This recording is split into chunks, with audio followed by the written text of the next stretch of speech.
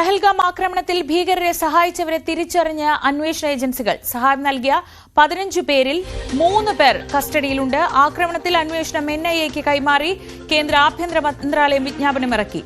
ഭീകരവിരുദ്ധ നടപടിയുമായി സുരക്ഷാ സേന മുന്നോട്ടു പോവുകയാണ്. ഭീകരരെന്ന് സംശയിക്കുന്ന 2 പേരുടെ വീടുകൾ കൂടി സുരക്ഷാ സേന തകർത്തു.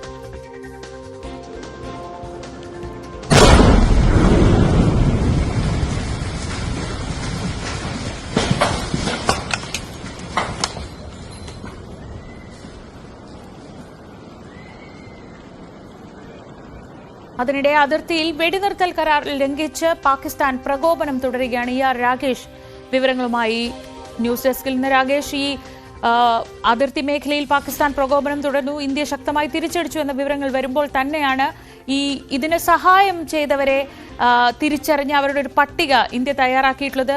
മുൻപില്ലാത്ത വിധം ഈ ഭീകരരുടെ വീടുകൾ സ്ഫോടനത്തിലൂടെ തകർക്കുന്ന കാഴ്ച നമ്മൾ കാണുന്നുണ്ട്. എന്തൊക്കെയാണ് ഏറ്റവും പുതിയ വിവരങ്ങൾ? ശ്രീജ, ഭീകരവിരുദ്ധ നടപടിയുമായി മുന്നോട്ട് പോവുകയാണ് സുരക്ഷാ സേന, ഒപ്പം തന്നെ സൈന്യവും. കാരണം ഈ 8 പേരുടെ വീടുകൾ, അതായത് ഭീകരബന്ധമുള്ള, ലഷ്കർ ബന്ധമുള്ള, ലഷ്കർ കമാൻഡർ തുടങ്ങിയവരുടെയൊക്കെ തന്നെ വീടുകൾ കഴിഞ്ഞ ദിവസം തകർത്തിരുന്നത്. 8 പേരുടെ വീടുകളാണ് തകർത്തിരുന്നത്. 2 പേരുടെ വീടുകൾ കൂടി തകർത്തു എന്നതാണ് ഏറ്റവും ഒടുവിലത്തെ വാർത്ത. ഈ 2 പേരിൽ ഒന്ന് ജമീൽ അഹമ്മദ് ഷീർ ഗോജ്രി. ഇയാൾ ബന്ദിപ്പോര സ്വദേശിയാണ്. 2016 മുതൽ ഇയാൾ ഭീകരവിരുദ്ധ പ്രവർത്തനങ്ങളിൽ ഏർപ്പെടുന്നു എന്നാണ് സുരക്ഷാ സേന പറയുന്നത്. മറ്റൊന്ന് അമീർ നാസർ വാനിയാണ്. പുൽവാമയിലെ കാശിപ്പോര സ്വദേശിയാണ്. ഇയാൾ ജെയ്ഷെ മുഹമ്മദുമായി അടുത്ത ബന്ധമുണ്ട്. കഴിഞ്ഞ വർഷമാണ് ഇയാൾ ജെയ്ഷെയുമായി ചേർന്ന് പ്രവർത്തിച്ചു തുടങ്ങിയത് എന്നാണ് ഇപ്പോൾ സുരക്ഷാ സേന വ്യക്തമാക്കുന്നത്. കൃത്യമായ തെളിവുകളുടെ അടിസ്ഥാനത്തിലാണ് ഇവരുടെ വീടുകൾ തകർത്തത് എന്നുകൂടി സുരക്ഷാ സേന ആവർത്തിക്കുന്നു. ഏതായാലും സുരക്ഷാ സേനയുടെ തെരച്ചിൽ ഊർജിതമായി തന്നെ തുടരുകയാണ്. പ്രത്യേകിച്ച് പുൽവാമ, ഒപ്പം തന്നെ അനന്ത്നാഗ്, ശ്രീനഗർ തുടങ്ങിയ 3 ജില്ലകളിലാണ് ഏറ്റവും പ്രധാനമായും തെരച്ചിലും ഒപ്പം തന്നെ പരിശോധനയും ഒക്കെ തന്നെ തുടരുന്നത്. അങ്ങനെ ഭീകരവിരുദ്ധ നടപടിയുമായി സുരക്ഷാ സേന മുന്നോട്ട് പോവുകയാണ്. നേരത്തെ തന്നെ ഉയരുന്ന പ്രധാനപ്പെട്ട ചോദ്യമാണ്, പ്രാദേശിക സഹായം ലഭിക്കാതെ എങ്ങനെ ഇത്ര കൃത്യമായൊരു ആസൂത്രണത്തോടുകൂടി ഈ ആക്രമണം നടപ്പാക്കാൻ കഴിയുമെന്ന്. ഏതായാലും സുരക്ഷാ ഏജൻസികൾ ഇപ്പോൾ വ്യക്തമാക്കുന്നത് 15 പേരുടെ പിന്തുണ ഇത്തരത്തിൽ പ്രാദേശികമായി ലഭിച്ചിട്ടുണ്ട് എന്നാണ്. ഇതിൽ തന്നെ 3 പേരെ കസ്റ്റഡിയിലെടുത്തു. ഈ 15-അംഗ സംഘത്തിലെ 5 പേർ ഈ ആക്രമണം നടക്കുന്ന സമയത്ത് പഹൽഗാമിനും സമീപ പ്രദേശത്തും ഉണ്ടായിരുന്നു. ഇതിന്റെ കൃത്യമായ തെളിവുകൾ ലഭിച്ചു എന്നാണ് അന്വേഷണ സംഘം പറയുന്നത്. 2 പേരെ കൂടി ഉടൻ കസ്റ്റഡിയിലെടുക്കുമെന്ന് കൂടി അന്വേഷണ സംഘം വ്യക്തമാക്കുന്നുണ്ട്. അങ്ങനെ അന്വേഷണവും ഒരു വശത്ത് ഊർജിതമായി തന്നെ നടക്കുകയാണ്. നിലവിൽ NIAക്ക് അന്വേഷണം കൈമാറിക്കൊണ്ട് കേന്ദ്ര ആഭ്യന്തര മന്ത്രാലയം ഇപ്പോൾ വിജ്ഞാപനം പുറപ്പെടുവിച്ചിട്ടുണ്ട്. നേരത്തെ തന്നെ ഈ ആക്രമണം ഉണ്ടായതിന് തൊട്ടടുത്ത ദിവസം തന്നെ NIA DGയും IGയും അടക്കമുള്ളവർ ജമ്മു കശ്മീർ പോലീസിനൊപ്പം തന്നെ ബൈസാരൻ വാലിയിൽ എത്തിയിരുന്നു. അവർ അവിടെ പ്രാരംഭ നടപടികളൊക്കെ തുടങ്ങിയിരുന്നു. അപ്പോൾ ഔദ്യോഗികമായി ഇന്ന് കേസ് അന്വേഷണം ഏറ്റെടുക്കുകയാണ്. FIR അടക്കം NIA രജിസ്റ്റർ ചെയ്യും. സ്വാഭാവികമായും ചോദ്യം ചെയ്യലും മൊഴിയെടുക്കും അടക്കമുള്ള നടപടികളിലേക്ക് കൂടി NIA ഇനി വരും മണിക്കൂറുകൾ കടക്കും. കാരണം ഈ കേസിൽ നിർണായകമായ ചില സാക്ഷിമൊഴികളുണ്ട്. പ്രത്യേകിച്ച് അവിടെ ഉണ്ടായിരുന്ന കുതിര സവാരി നടത്തുന്ന ആളുകൾ, ഒപ്പം തന്നെ അവിടുത്തെ കച്ചവടക്കാർ ഒക്കെ തന്നെ അവിടെ ഉണ്ട്. അവരുടെയൊക്കെ തന്നെ മൊഴികളുണ്ട്. ഇത് കൂടാതെ ചില ദൃശ്യങ്ങളടക്കം തന്നെ നേരത്തെ ഈ സഞ്ചാരികളായ പലരും മൊബൈലിൽ പകർത്തിയിരുന്നു. ഈ ആക്രമണത്തിന്റെ വീഡിയോ അടക്കം പകർത്തിയിട്ടുണ്ട്. അത് മലയാളികളുണ്ട്, ഒപ്പം തന്നെ മഹാരാഷ്ട്ര സ്വദേശി അടക്കം ഇത്തരം ദൃശ്യങ്ങൾ പകർത്തിയിട്ടുണ്ട്. സ്വാഭാവികമായും ഈ ദൃശ്യങ്ങളൊക്കെ തന്നെ അന്വേഷണത്തിന്റെ ഭാഗമായി NIA പരിശോധിക്കുകയും ചെയ്യും. ഏതായാലും ആ വിജ്ഞാപനം കൂടി ഇപ്പോൾ ഈ ഘട്ടത്തിൽ പുറത്തു വന്നിരിക്കുകയാണ്. അങ്ങനെ ഒരു വശത്ത് അന്വേഷണം ഊർജിതമായി തന്നെ നടക്കുന്നു,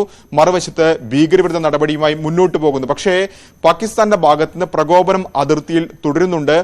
ഏറ്റവും ഒടുവിൽ ഉറി മേഖലയിലെ രാംപൂർ സെക്ടറിലാണ് പാകിസ്ഥാൻ വെടിനിർത്തൽ കരാർ ലംഘനം നടത്തിയിട്ടുള്ളത്. കാരണം ഇന്ത്യ പാക് അതിർത്തി എന്ന് പറയുന്നത് ഏതാണ്ട് 3000 കിലോമീറ്റർ ദൈർഘ്യമുള്ളതാണ്. അതിൽ തന്നെ LOC എന്ന് പറയുന്നത് 740 കിലോമീറ്റർ ആണ്. പക്ഷേ ഇന്നലെ തുടർച്ചയായി ഇപ്പോൾ നോക്കുകയാണെങ്കിൽ 3 ദിവസമായി പാകിസ്ഥാൻ ഇത്തരത്തിൽ നിയന്ത്രണ രേഖ മറികടന്നുകൊണ്ട് ആക്രമണം നടത്തുന്ന പതിവ് അത് ആവർത്തിക്കുകയാണ്. ഇന്ത്യൻ പോസ്റ്റുകൾക്ക് നേരെ ആക്രമണം നടത്തുന്നു. ഇന്ത്യയും ശക്തമായി തന്നെ തിരിച്ചടിച്ചു എന്നാണ് ഇപ്പോൾ സൈന്യം അറിയിച്ചിരിക്കുന്നത്. ആർക്കും ഇത്തരത്തിൽ പരിക്കുകൾ, സൈനികർ ആർക്കും പരിക്കൊന്നും തന്നെ ഉണ്ടായിട്ടില്ല. പക്ഷേ ആർമി ഇപ്പോൾ വ്യക്തമാക്കിയിരിക്കുന്നത് ഏത് സാഹചര്യം നേരിടാൻ സജ്ജമാണ്. അത്തരമൊരു നിർദ്ദേശം സൈന്യത്തിന് നൽകി എന്ന വിവരം തന്നെയാണ് ഇപ്പോൾ അറിയിച്ചിരിക്കുന്നത്. രാജേഷാണ് വിവരങ്ങൾ നൽകിയത് ന്യൂസ് ഡെസ്കിൽ നിന്ന്. ഇന്ത്യ പാക് അതിർത്തിയിൽ സംഘർഷം രൂക്ഷമായതോടെ ആശങ്കയിലാണ് അതിർത്തി മേഖലയിലെ ഗ്രാമവാസികൾ. യുദ്ധം മുന്നിൽ കണ്ട് വീടിന് സമീപത്തെ ബങ്കറുകളൊക്കെ അവർ വൃത്തിയാക്കി തുടങ്ങിയിരിക്കുന്നു. ഇരുഭാഗത്തും സംഘർഷ സാധ്യതകൾ നിലനിൽക്കുകയാണ്. ഏത് സമയത്തും യുദ്ധമുണ്ടായേക്കാം. അങ്ങനെയെങ്കിൽ യുദ്ധക്കെടുതികൾ ഏറ്റവും കൂടുതൽ നേരിടേണ്ടി വരിക അതിർത്തി ഗ്രാമങ്ങളിൽ കഴിയുന്നവരാണ്. പാകിസ്ഥാൻ തിരിച്ചടിച്ചാൽ ഷെല്ലാക്രമണത്തിൽ നിന്ന് രക്ഷ തേടാനുള്ള മാർഗം തേടുകയാണ് കശ്മീരിലുള്ള ഗ്രാമവാസികൾ.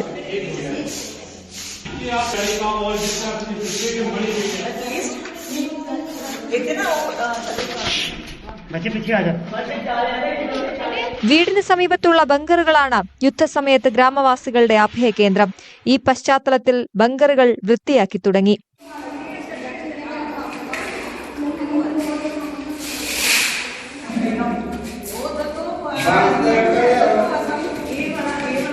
ഏറെക്കാലമായി ശാന്തമായിരുന്നു ഇന്ത്യ പാക് അന്താരാഷ്ട്ര അതിർത്തി മേഖല.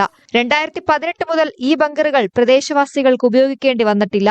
യുദ്ധസമയത്ത് സാധാരണ ജനങ്ങളെ കടന്നാക്രമിക്കുന്ന രീതി പാകിസ്ഥാന് പലപ്പോഴും ഉണ്ടെന്നാണ് നാട്ടുകാർ പറയുന്നത്. बॉर्डर वासियों को देख के हिंदुस्तान के हाथ कहीं बंद ना जाए, उस बात को ध्यान में रखते हम अपने आप को प्रिपेयर कर रहे हैं कि इन फ्यूचर अगर कुछ भी होता है तो ये बंकर हमारा सेफर जोन है. हम लोग इसमें अपने आप को, अपने लोगों को सेफ कर सकते हैं. तो अगर आप लोगों को डरने की जरूरत नहीं है. भारत को आगे बढ़ना चाहिए और भारत को अब आर पार का काम करना चाहिए, क्योंकि कब तक निहत्थे लोगों की मौत देखेंगे, कब तक जवानों की शहादत देखेंगे. बहुत हो गया. अब बस ये आर पार का होना चाहिए और पूरे बॉर्डर वासी अपने हिंदुस्तान के साथ. വീണ്ടും സമാധാനാന്തരീക്ഷം ഉണ്ടാകുമെന്ന പ്രതീക്ഷയിലാണ് ഇവിടുത്തെ ജനങ്ങൾ. News desk, news 18. പഹൽഗാം ഭീകരവാദികളുടെ ചിത്രം മൊബൈൽ ക്യാമറയിൽ. മലയാളി വിനോദസഞ്ചാരിയുടെ മൊബൈൽ ക്യാമറയിലാണ് അവിചാരിതമായി, അപ്രതീക്ഷിതമായി ഈ ഭീകരവാദികളുടെ ചിത്രങ്ങൾ പതിഞ്ഞത്. വെടിവയ്പ്പിന് ഉണ്ടായതിന് ദിവസങ്ങൾക്ക് മുൻപ് പഹൽഗാമിൽ സ്വന്തം മകളുടെ ദൃശ്യങ്ങൾ പകർത്തുന്നതിനിടെയാണ് വെടിവയ്പ്പ് നടത്തിയ ഭീകരരുടേതെന്ന് സംശയിക്കുന്ന ദൃശ്യങ്ങൾ ഇങ്ങനെ ക്യാമറയിൽ പതിഞ്ഞത്.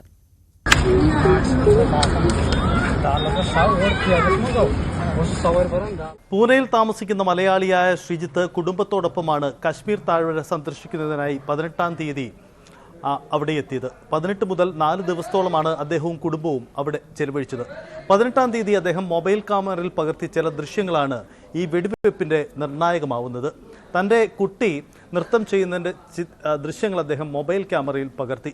പിന്നിലൂടെ കടന്നുപോയ 2 പേർ ഒരുപക്ഷെ ഈ കേസിൽ, ഈ സംഭവങ്ങളിൽ അതിതീവ്രമായ, അതിനിർണായകമായ ചില തെളിവുകളായേക്കും എന്ന സൂചനകളാണ് പുറത്തുവരുന്നത്.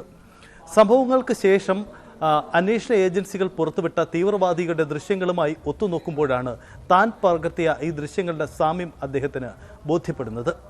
ഒരാൾ ഫ്രെയിമിലോട്ട് വരുമ്പോൾ നമ്മളൊന്ന് ഡിസ്ട്രാക്ട് ആവും. അപ്പം ഡിസ്ട്രാക്ട് ആയി കഴിഞ്ഞിട്ട് നമ്മൾ അവളെ ശ്രദ്ധിച്ചു കഴിഞ്ഞിട്ട് നമ്മളത് നോർമലായിട്ട് നിന്ന്, വേറെ സസ്പീഷ്യസ് ആയിട്ടൊന്നും തോന്നിയില്ല. പക്ഷെ നമ്മൾ ഇതെല്ലാം കഴിഞ്ഞിട്ട് തിരിച്ച് നമ്മൾ ശ്രീനഗറിൽ 22-ാം തീയതി വരുന്ന സമയത്താണ് നമ്മൾ അറിയുന്നത് ഇങ്ങനെ ഒരു ഫയറിംഗ് നടന്നു, ഇങ്ങനെ ഒരു ടെററിസ്റ്റ് അറ്റാക്ക് നടന്നു. പക്ഷെ അപ്പോഴത്തേക്ക് ഞങ്ങൾ ഓൾറെഡി ഫ്ലൈറ്റ് കയറി ജമ്മുവിലേക്ക് വന്നു. അത് കഴിഞ്ഞ് വീട്ടിൽ വന്നു കഴിഞ്ഞപ്പം സെക്യൂരിറ്റി ഏജൻസീസ് പുറത്തുവിട്ട 4 ഭീകരകൾ അല്ലെങ്കിൽ ടെററിസ്റ്റിന്റെ ഫോട്ടോസ് കണ്ടപ്പോൾ ഇതിൽ 2 പേരെ നമ്മൾ കണ്ടിട്ടുണ്ടല്ലോ, എവിടെയോ കണ്ടിട്ടുണ്ടല്ലോ എന്നുള്ളൊരു ഡൗട്ട് വന്നിട്ട് ഞാനും വൈഫും കൂടെ രാത്രിയിൽ ആ വീഡിയോസും ഫോട്ടോസും എല്ലാം സ്കാൻ ചെയ്തപ്പോൾ ഇതിൻ്റെ അകത്ത് ആ 2 പേരെ കണ്ട്.